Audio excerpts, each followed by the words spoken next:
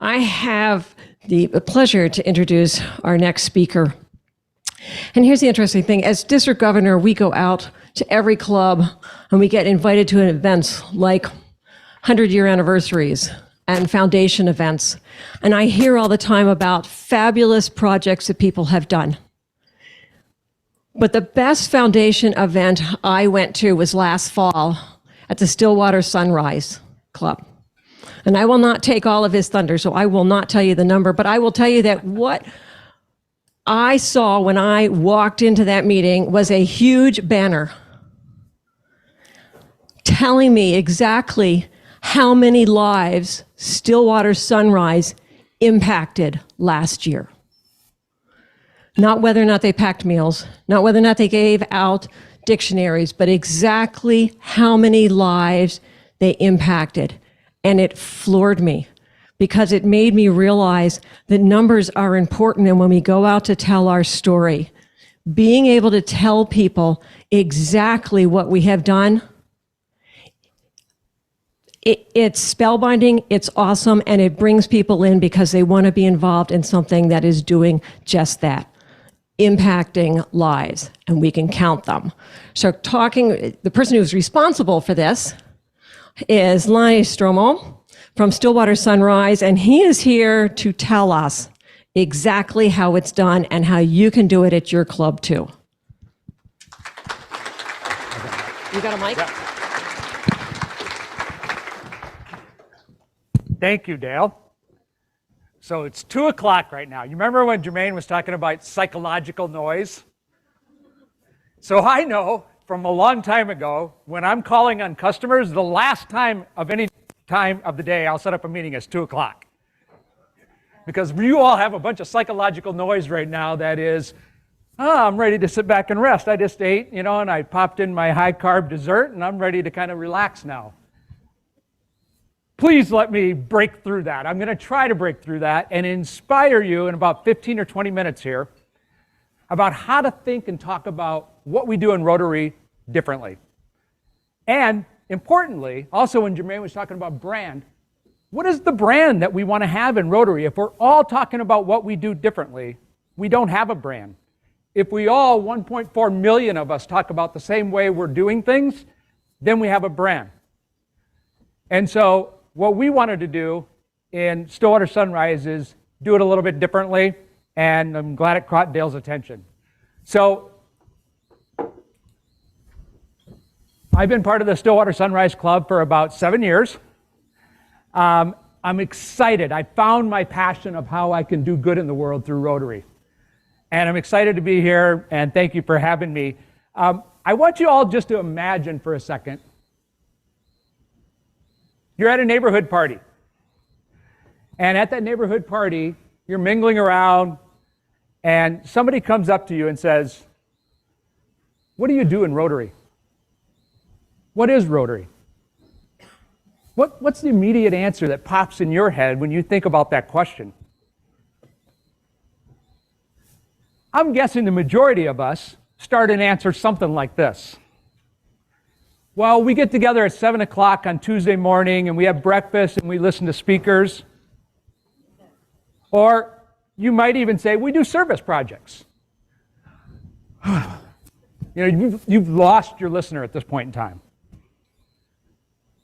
I would like all of us in this room, all the members in our 3 districts, all the members in Rotary International to answer that question in the same way.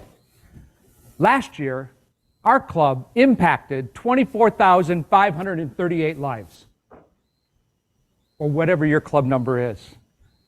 What is the natural reaction to that answer? Wow! How did you do that? What does that mean? Tell me more about that. Now you can start telling the stories about the things that we've done and the things that we've seen. Like Julia's story about the impact that she saw of the child in India. But if all we tell is the story, we don't talk about the big impact that we are having, that all of us are doing around the world all the time. So often the numbers we use, or the examples we use are, well, we have this many thousands of hours in service hours that we put in. Or we might talk about a specific project, or more likely what we do is we talk about the amount of funds that we raised. Imagine if you're in your business, many of us are business people and worked in different businesses. I lead a venture-backed startup business, and I often have to go into, present to investors in terms of what's going on.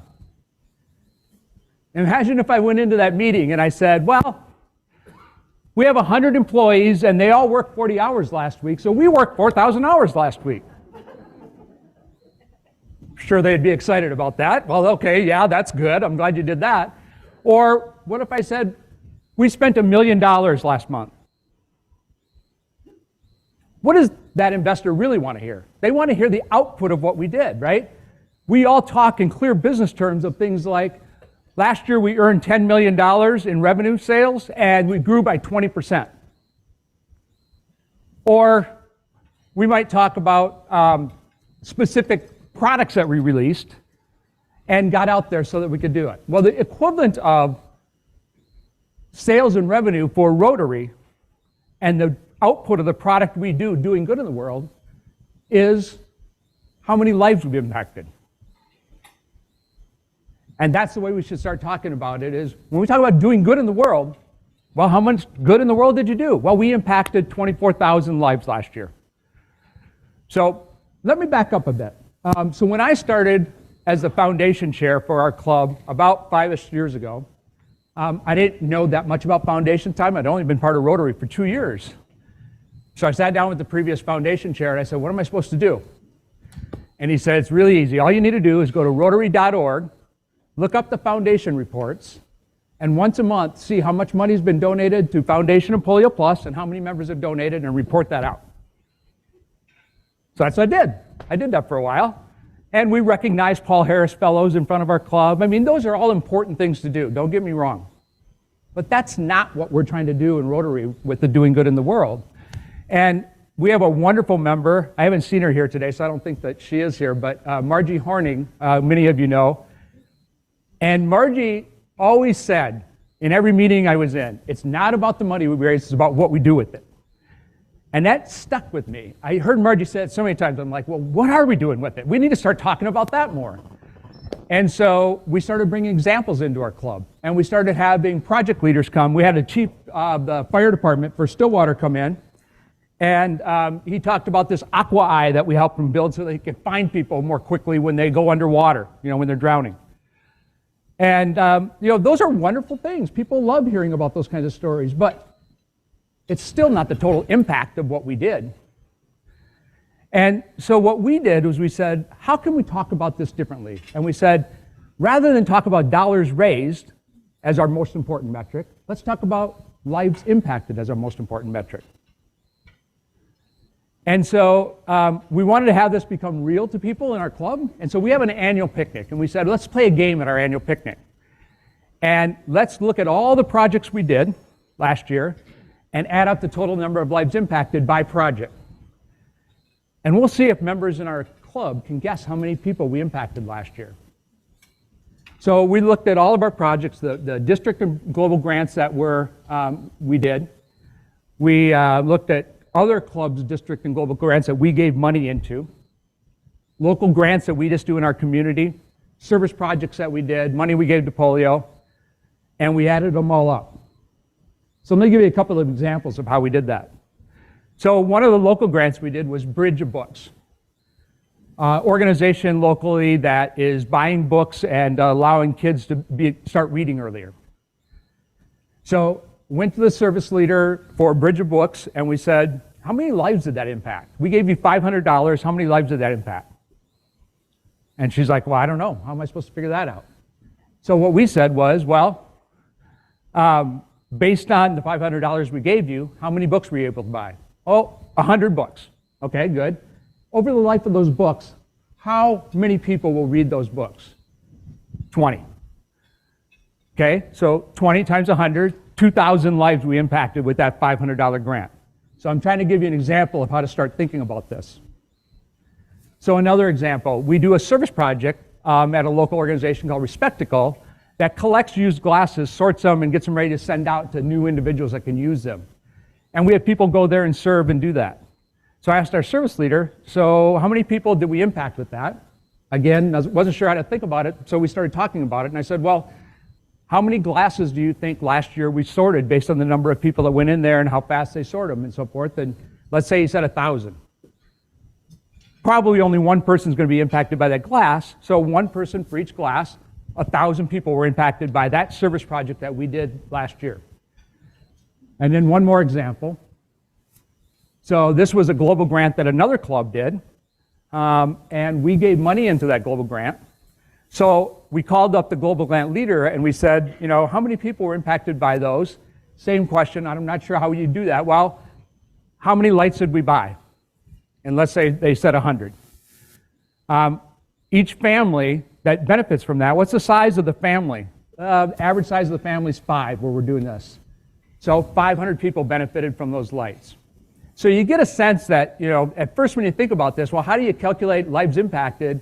Here's 3 examples, and I'm going to ask you some examples here at the end, of how you can do it.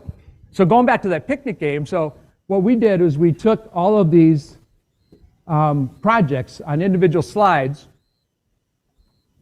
and we didn't show the lives impacted, but we described the project just like exactly what you see here, and we had 30 or so of them laying out on the tables. And we said to all of our members, guess how many total lives these projects impacted last year? We got answers from 5,000 to 500,000. And there's a tell in that. That means that people don't know, because we're not talking about it. So how can people talk about kind of what Rotary does if people have no idea how much the work we're doing, the money we're giving, the fundraising we're doing is actually impacting people? So the answer, the true answer for this one was right around 21,000. So this is 2 years ago. And so people were delighted to hear that. And it made a difference in terms of saying, okay, the work we're doing here really has an impact on people's lives. And then we took that further and we said, okay, let's do it the next year. And the next year we calculated it. And we said, you know what, this is really cool. Let's celebrate this. And so the celebration that Dale was talking about was the Doing Good in the World celebration that we started last year. Went really well. It was a beautiful night. We were up on a hill of a rural winery north of Stillwater, Minnesota. And like Dale said, you saw when you walked up to there, this big sign hanging up saying, thank you for impacting 24,538 lives. And keeping this visible in front of our club gives our club members the answer to that neighborhood party question. Yeah, last year our club impacted 24,000 lives. And it gives us something to shoot for next year. What are we going to do next year and how are we going to make it better? So this is how we can get this going. This is not rocket science, right? But it gives us a different way and a different way to think about and talk about how we're doing good in the world. So if I wanted to have you guys all start to think about how could you do this in your club, we created a simple spreadsheet. Now when I say the word spreadsheet, some of you are like, ah! It's not that complicated of a spreadsheet, and I know somebody in your club loves spreadsheets. So you can do this really easily, and I'm not going to show you a spreadsheet here, but I am just going to show you a little quick build-up on a slide what that could look like. So we look at our district and global projects, you know, all the different ones that we do, and say in this example we got a total of 300 lives. And then we look at and ask other grants that we give, you know, how many lives are we impacting? Now the beautiful thing about 5960 now is that on our grant application we've included how many lives are going to be impacted by this so that it can start to just be part of our decision making and discussion process. So you know, we get so many lives there, and then like I mentioned, we do local grants, and so those local grants you know, add up to some number of projects. Service projects, I gave you that receptacle example. And then the last one, which I haven't talked about yet, is we also raise money and give money, as I know you all do, to Polio Plus. And so with Polio Plus, I was like, okay, well, how much does a vaccination cost when we go do that vaccination in India? And I Googled it, and I saw everything from 15 cents to $3. I was like, okay, I can't figure out the right answer. So I ended up reaching out to Mike McGovern, who was the chair of the Polio Plus Rotary National Committee, and I said, what's the real number? And he's like, yeah, 15 cents is probably the actual vaccine cost, but by the time you actually get it into the dropper that put in that child's mouth, it's about $2. So we use $2, and so basically we take the total number of dollars raised, divide it by 2, and that's how many polio lives we impacted. You add that up, and now you get the total number of lives that your club has impacted last year. So, like I said, it's not rocket science. This is pretty easy for us to do and gives us an easy way to talk about what we're doing in Rotary. And when you talk about to a generation of people that we want to be joining Rotary, last year our club impacted 25,000 lives. Now you can engage that person in terms of, yeah, be part of what we're doing. This is impacting lives. You know, somebody talked earlier, Jermaine, I guess, about the millennials and Gen X's. They want to have an impact on the world. Let's talk about the impact we're having on the world and not just using examples.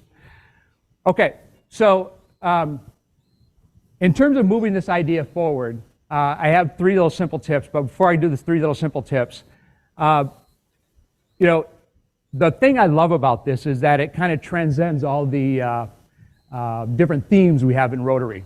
Like the new theme coming up is, you know, create hope. How do you know if we're creating hope? How do you know if we're moving that idea forward? I would say when we impact those lives, we're giving those people more hope. In our district, we're talking about make peace visible. How do you know if we're making peace visible? We know if we're making peace visible by the number of lives we impacted and give those people a better life and a more peaceful life. So this is something that not only applies to how much good are we doing in the world, but the themes that we're doing around Rotary, and it gives us one common way to kind of talk about it. And so I would encourage all of you to kind of consider this in your club, and let's see how far we can take this. So 3 little tips. Don't let precise stop you. You know, this should be something easy for us to do. I gave you some quick examples. If I have time here, I'm going to give you a few more opportunities to talk about some examples. But don't let precise stop you. Estimate, make your best estimate, and move forward. If you let precise stop you, the people that argue for precise, and you just say, okay, we're just not going to talk about what good we do in the world, we're just going to give examples, we're right back to where we started. So, you know, just let it go. Talk about the number often. I'm trying to make sure in our club we're talking about this all the time. I think the picnic game drilled it in, the Doing Good in World celebration did, and people are starting to talk about it. Now in our club, we're starting to talk about it in the district, and I love, love, love what's happening there. I'm becoming the president of our club in July, and every month we're going to do a little bit of a drum roll and say, what's the number now, after another month of service projects and giving and so forth. So we're going to make this very visible as part of our club every month going forward. And then, yes, we're doing the Doing Good in World celebration.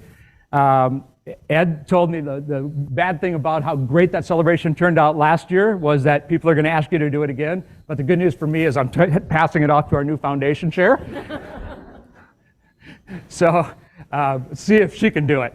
And then the last thing that I would say is the examples are still important, right? Talking about 24,000 lives is important, but talking about that child and that example that you use, or talking about the other examples that we have, we all have our favorite projects. Those things illustrate that 24,000. But starting with that number and then illustrating it, it's just like when we're talking about our business. You know, we don't just talk about our business in general terms. We talk about our business in terms of the output we have. And I would love for all of Rotary to start doing this eventually. That would be wonderful, because then we could talk about millions of lives that we've impacted. And by the way, over the last 3 years, it's grown by 20% each year. That's the kind of conversation I would love for Rotary International to be having. Okay, so with that, you know, I told you I wanted to try to use this 2 o'clock hour to inspire you to think a little bit differently about how to talk about Rotary. People talk about elevator speeches all the time, right? What's your elevator speech? I would love for all of us to walk out with an idea that we should think about this a little bit differently and say, you know, when somebody asks me that neighborhood question, how can I answer that in a really succinct, engaging way? We impacted 24,000 lives last year. So that's my ask of you leaving here today. You talked about being intentional, Alex, when we were talking at lunch. My intent is for you to leave and say, I can make that spreadsheet. Please go do it. Okay, so I think I have a little bit of extra time. 5 minutes or so? Yep. Could you try Oops. Siri wants to participate too. So what project are you thinking of right now? You're like, I don't know how to estimate the lives for that. Anybody have an example? Tree planting. Ooh, that's a tough one. Thanks for setting me up with an easy one.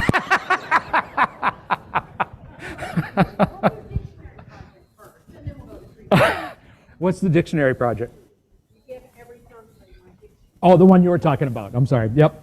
Yeah, I mean, that's a wonderful one, right? I mean, you put dictionaries in a school and you can maybe look at the life of the dictionary, and maybe the life of the dictionary is 10 years, and how many students are going to see that? I'm sorry? Oh, they actually get the dictionary. Sorry, I missed that. Okay, well, then that's a really easy one, right? I mean, you know, we give out 100 dictionaries, 100 lives are impacted. Thank you for softball. I appreciate it.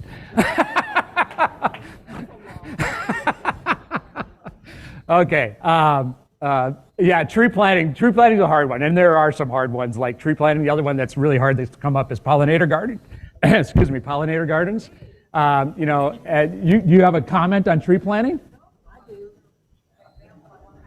Patricia's going to tell us how to do tree planting first. You've thought about it. Yeah, well, the tree, you're the one that gave the idea. It's the tree planting, you look at, please wait 1 minute. Visit that park, and then you kind of estimate the number of. Yes, we did talk about this. Yep. Okay, so the answer was if we're planting trees in a park, it was the park part I was missing. How many people are going to visit that park each day throughout the year? You know, and if 100 people are going to be in that park, you know, daily, and you look at the 365 days of the year, there you get your answer when you multiply it together. I'm not going to try to do that on stage. And so, you know, those are the ways you do it. What was the one you were going to bring up?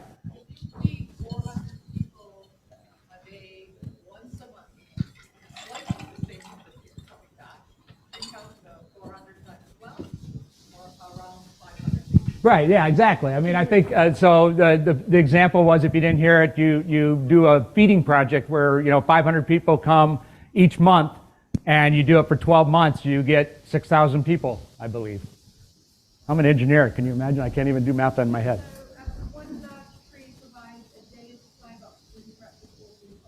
There you go. Tree provides them how much oxygen? See, that's creative thinking. I love that. Thank you very much for that example. One more, and then we'll say we have to be done here. We've done, our club's done multiple water projects in the Dominican Republic.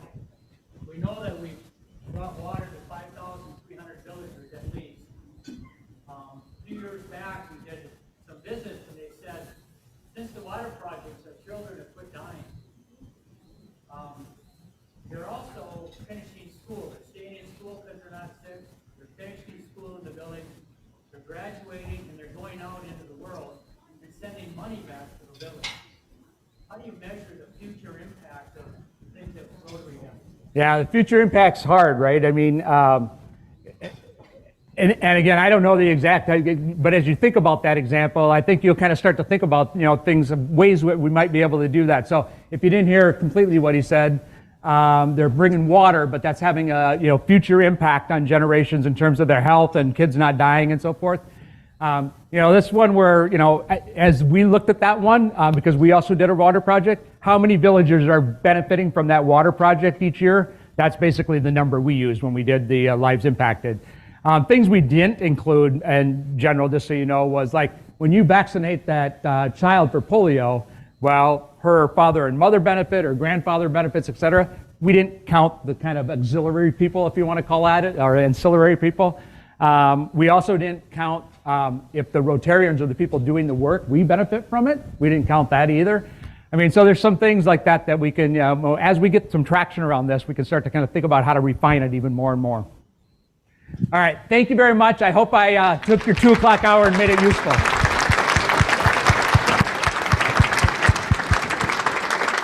I got it. I'm going to make a social media plug, because we should all be posting on our favorite social media that we're having this wonderful conference. And so smile, because this is going to be my post.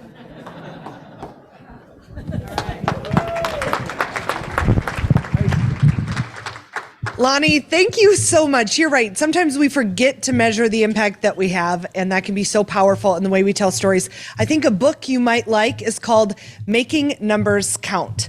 This has been our executive team read for the last quarter, and it gets into how do you take numbers and allow them to help you tell your story in a more impactful way. Making numbers count.